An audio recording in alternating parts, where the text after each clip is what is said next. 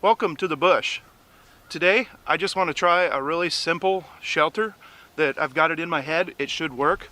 So let's give it a try.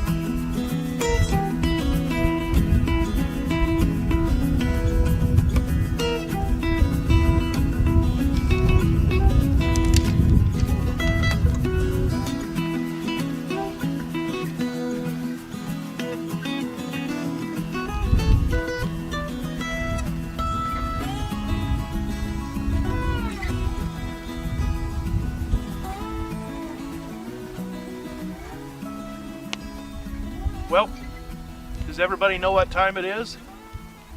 That's right. It's step 2 time.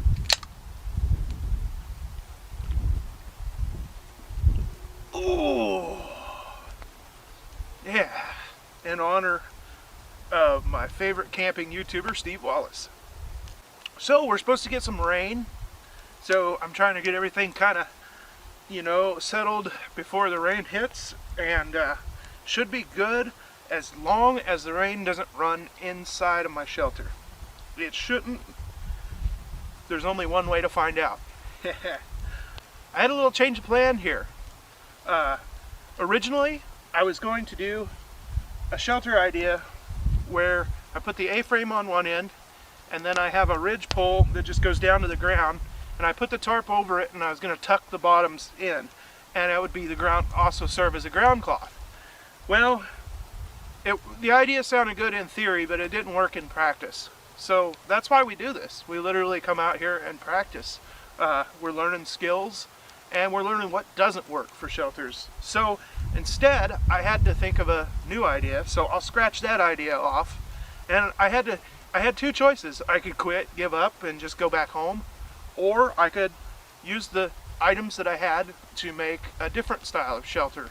I had an 8x10 tarp, so what I did was I just made a giant Plow-point with the 8x10 tarp. But the difference is, and my idea, and it worked, was I wanted to make a Plow-point shelter that has no guy lines.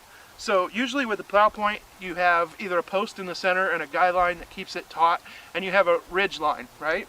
Well, instead of a ridge line, we went with a ridge beam. So I went with like a 12-foot piece of black locust, and I just ran that down the ridge, and I pegged my corners out, and there's no guy lines whatsoever. There's nothing holding this in place except for the balance of the weight, which is actually pretty cool. I just attached my ridge pole in the top there in the V of the sticks, and it's everything's holding it together. It's not going anywhere. It's been really windy today, and it didn't blow over, and like I said, we got some rain coming in, so I'm prepared for the rain as well. In the meantime, I'm going to have me a salad, and then we're going to get to cooking. Cottage cheese was on sale for 99 cents. I used to love to buy this stuff. I like it with the salad, but it's gotten so expensive. It's like $4 a tub now. It used to be like under $2 a tub, but I found this on sale for 99 cents. Super happy. I'm going to set that there while I get my salad. Cottage cheese, my precious. All right, I am ready to have my salad now. Oh no. That damn thieving ghost.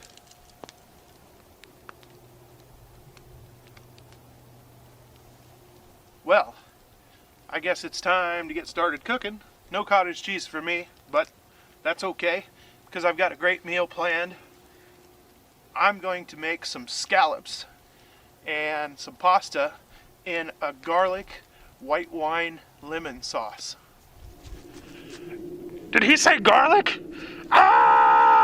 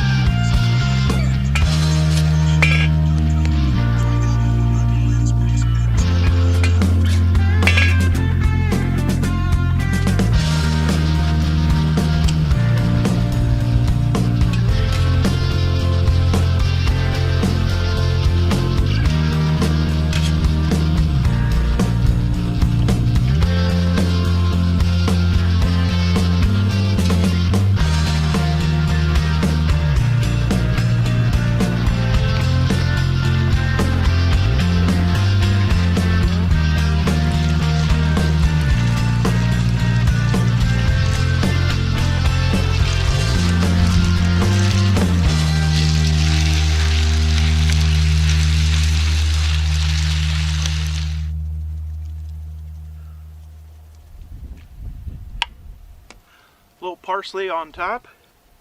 Let's give this a try.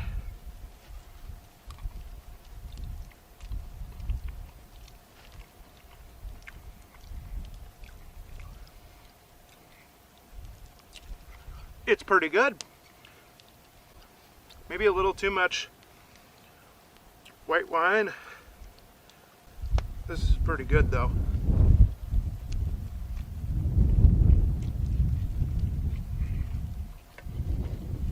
Those scallops are bon appetit. Alright, so we did a real simple light pasta dish. It's dark in color because of all the fond that was on the bottom of the pan from the scallops. One thing I want to note, when you're out on a camp out, if you do a crazy meal like this, plan on spending your whole evening doing it. You don't have, it's not like having a kitchen stove where you got multiple burners and different things going on at the same time. You kind of have to do one thing at a time over the fire, unless you have a really big fire pit with lots of different areas. So that's why I typically try to do one pot meals for cooking, for camping. But one of my things for this series, and just one of my things that I like to do is I like to show how you can cook some crazy stuff out in the bush. And so that's why the cooking scenes are kind of special for me. And plus, once you got camp set up, it gets dark at 5 o'clock this time of year. So once you've got camp set up, there's really nothing else to do. So I usually spend my evening cooking and listening to podcasts.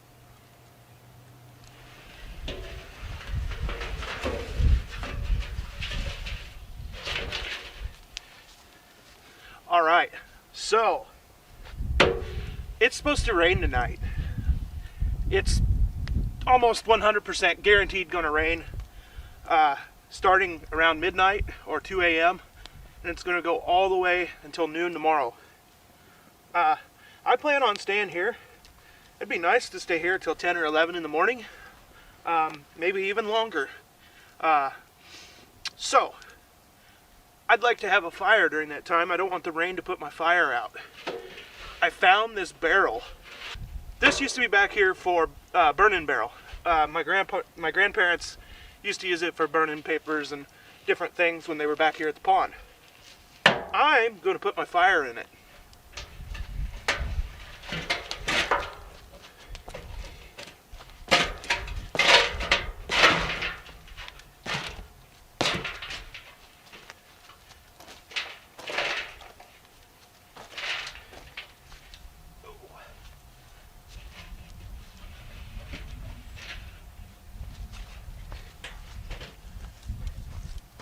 Now I have a fire nice and close to my shelter.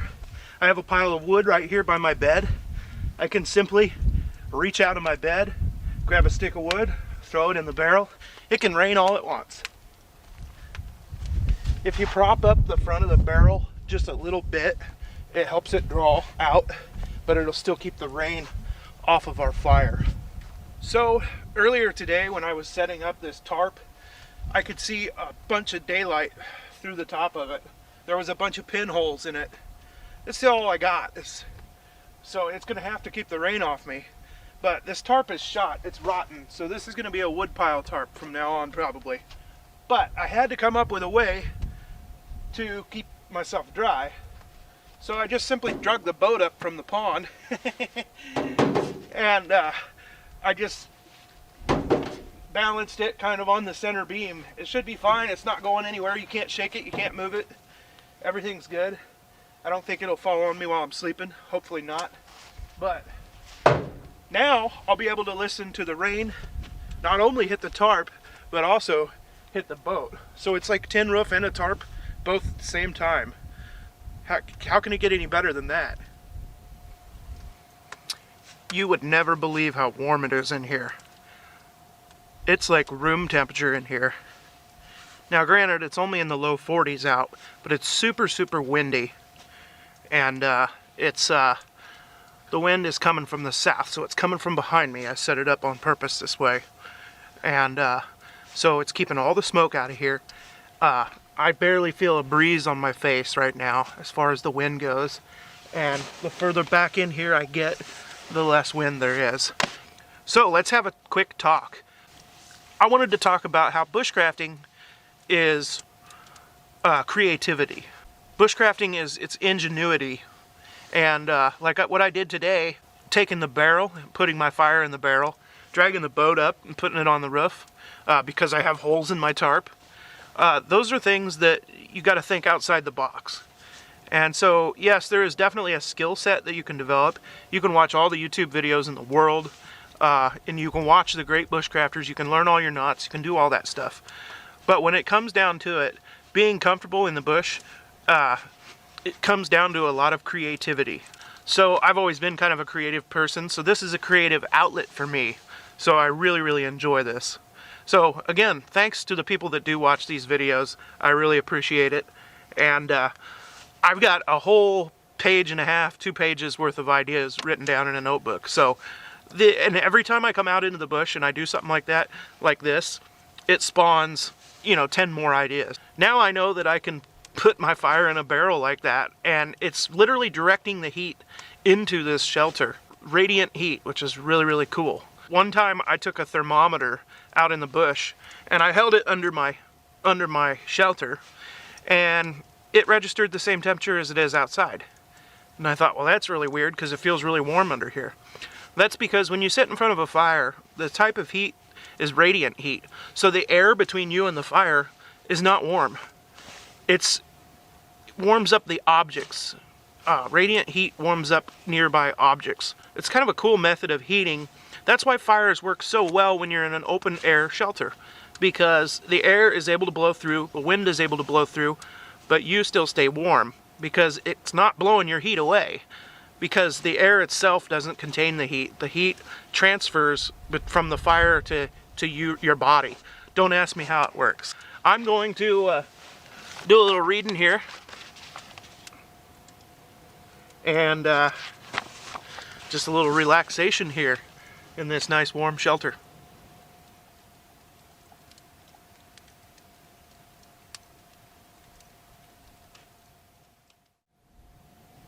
Good morning. Oh,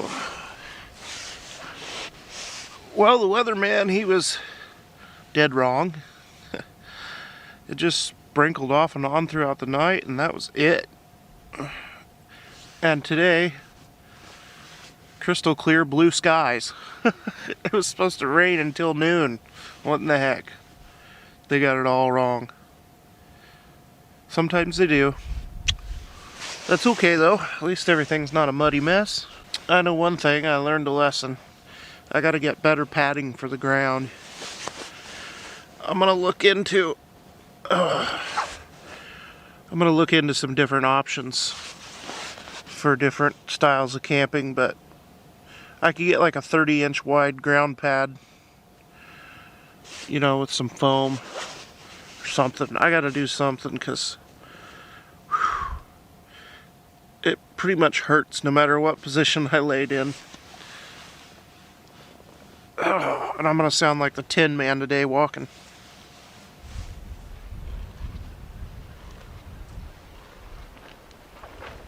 Well, let's do a recap on this here windy camp out. So I came out here with the idea of making a sort of A-frame shelter. Instead of having two A-frames, it would lean down and then the tarp would fold underneath. Didn't work. There was just no way for me to make that work right. Maybe back to the drawing board on that plan. So I had to come up with idea number 2. I didn't want to just do something that everybody else has already done. I always like to do something different. Or I didn't want to do something that exactly like I've done before. So what I did was I made a giant Plow-point with this 8x10 tarp. And instead of using a ridge line down the center and guy lines to hold it tight, or tying off to a tree to hold it tight, I used simply a ridge beam. I used a piece of wood, right? And so this is a freestanding shelter with no ridge line or any lines required whatsoever. No guy lines, no ridge line.